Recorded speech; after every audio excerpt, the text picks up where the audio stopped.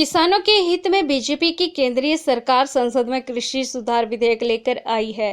हालांकि विपक्ष और सरकार का घटक दल शिरोमणि अकाली दल इसका विरोध कर रहा है। बीजेपी का कहना है कि इन विधेयकों से किसानों को फायदा होगा और उनकी आय दोगुनी होगी। विधेयक किसानों के हित में है। विपक्ष अपने निजी हितों के लिए इसका विरोध कर रहा है। बीजेपी प्रवक्ता रणधीर शर्मा ने इन विधेयकों के समर्थन में शिमला में कहा कि कांग्रेस पार्टी किसान विरोधी है। इन आरोपों को उन्होंने संसद में किसान हितैषी विधेयक का विरोध करके प्रमाणित कर दिया है। उन्होंने कहा कि इसके माध्यम से किसान देश में किसी भी मंडी में अपने उत्पादों को बेच सकते हैं। दूसरा, कॉन्ट्रैक्ट फार्मिंग पहले से चली आ रही है, परंतु अब इसे व्यवस्थित रूप से लागू किया जाएगा। इसमें बिचौलियों की भूमिका को समाप्त किया गया है। उन्होंने कहा कि इसके द्वारा बुआई से पहले ही फसल का रेट निश्चित किया गया है। उन्होंने कहा कि विरोधी दल तथ्यहीन तरीके से व्यर्थ में विरोध कर रहे हैं। सरकार किसानों के हित में निर्णय ले रही है और विपक्ष उससे बौखलाया है।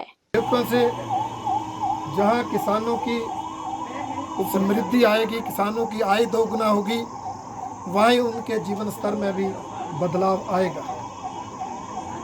इसमें एक बिल के माध्यम से व्यवस्था दी गई है कि किसान अपनी उपज मंडियों के बाहर, एपीएमसी के बाहर जाकर भी बेच सकते हैं। यहाँ तक कि राज्यों के बाहर जाकर भी वो अपनी उपज को बेच सकते हैं। जहाँ उनको उचित कीमत मिलती है वहाँ वो बेचें। सरकार उसके अवसर देगी, सरकार उसके लिए व्यवस्था करेगी। एपीएमसी को समाप्त नहीं किया जाएगा। किसान चाहे तो मंडियों और एपीएमसी का भी लाभ उठा सकते हैं। दूसरा विधेयक कॉन्ट्रैक्ट फार्मिंग से रिलेटेड है। हिंदुस्तान में ये फार्मिंग पहले से भी चल रही है, परंतु अव्यवस्थित है। कई बार व्यापारी कंपनियां किसानों के हितों पर कुठाराघात करती थी। कोई व्यवस्था नहीं थी, कोई कानून नहीं था। इसलिए एक व्यवस्था दी गई है, कानून बनाया गया है और कॉन्ट्रैक्ट फार्मिंग के तहत बिजाई से पहले मूल्य तय करना अनिवार्य होगा। बाजार के भाव में उतार चढ़ाव का इस पर कोई अंतर नहीं आएगा। न्यूनतम समर्थन मूल्य से कम वो खरीद नहीं पाएंगे और इसी तरह से ई टेंडरिंग की व्यवस्था उसमें लागू की जाएगी।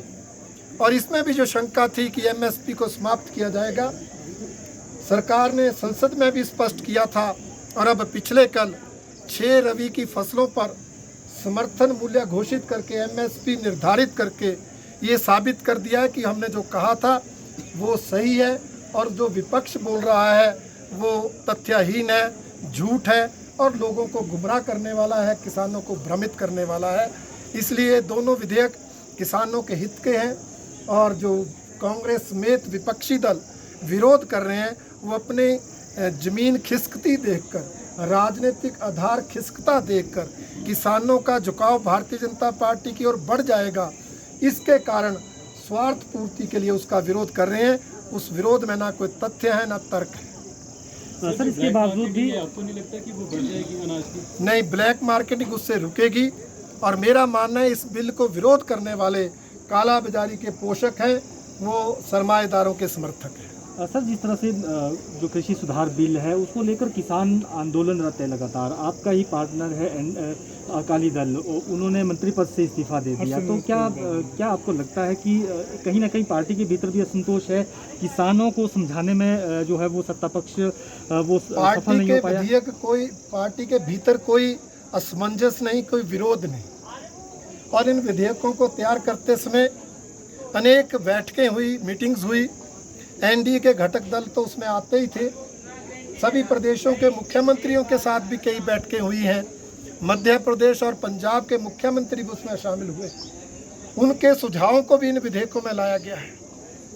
अकाली दल के लोग भी उसमें शामिल हुए हैं, परंतु कई बार कई लोग भ्रमित हो जाते हैं। उसमें मंत्री भी हो सकते हैं या किसी और राजनीतिक स्वार्थ के कारण वो ऐसे अफसर पर त्याग पत्र दे देते हैं। उसके और भी कोई कारण हो सकते हैं, परंतु ये बिल किसानों के हित में है। इन बिलों से किसानों को लाभ ही होगा, ये हम स्पष्ट तौर पर कहना चाहेंगे। PI TV के लिए शिमला से पुष्पेंद्र की रिपोर्ट।